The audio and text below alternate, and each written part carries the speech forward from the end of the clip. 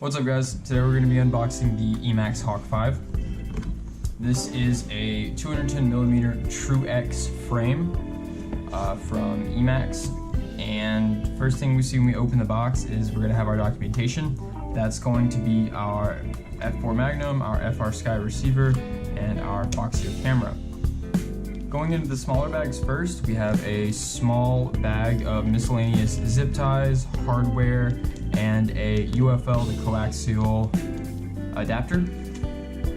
We have our controller for our Foxeer camera that's going to let us change OSD settings as well as our image settings. We have one pagoda, two pagodas. So we have two Pagoda 2s by Emax. These are left-hand and right-hand circularly polarized antennas, and those are going to let us change out for a little bit more range on our Hawk 5. And finally, in that pouch, we have a spare arm. Going to the props on either side, we have 8 of the 5-inch Avon Flow propellers, also by Emax.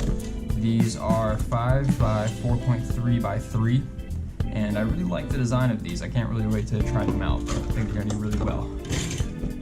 And finally, we have the Hawk 5 itself. So taking a closer look at the drone itself, the Hawk 5 is 270 grams with propellers but without battery. The carbon fiber for the arms is 5mm, the top plate is 4mm, and these two base plates are 2mm. Going over to the stack, the first thing we'll see is we have our Omnibus F4 flight controller. This is going to have 16 megabytes of flash memory for our black box. Turning it over to the other side, we'll be able to see our onboard buzzer, as well as our 3 UART ports, and additionally we have an addressable LED pad back here. Also, this board will support onboard OSD that you can be able to program in Betaflight, which is very cool. Below that, we have our Bullet 30 amp 4-in-1 ESC. That's going to provide 30 amps continuous and 40 amps burst to each of our motors.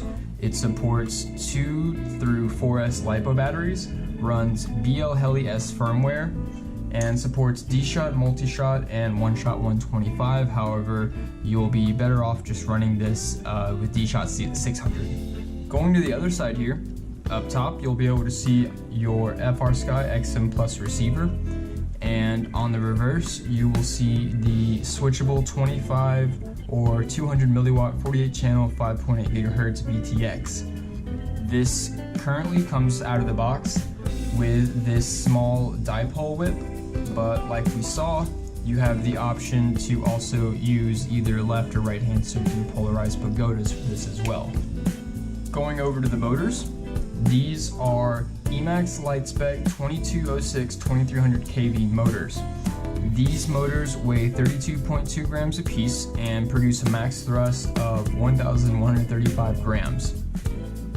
One cool thing that I really like that Emax did here is that the wires that they use for their motors are 18 gauge as opposed to the 20 gauge wire you'll find on most motors of the 2206 form factor. Emax says that this is because they found a 5% increase in performance when using a higher gauge wire, and if that's what they found, then I can't wait to test it out and see what they mean.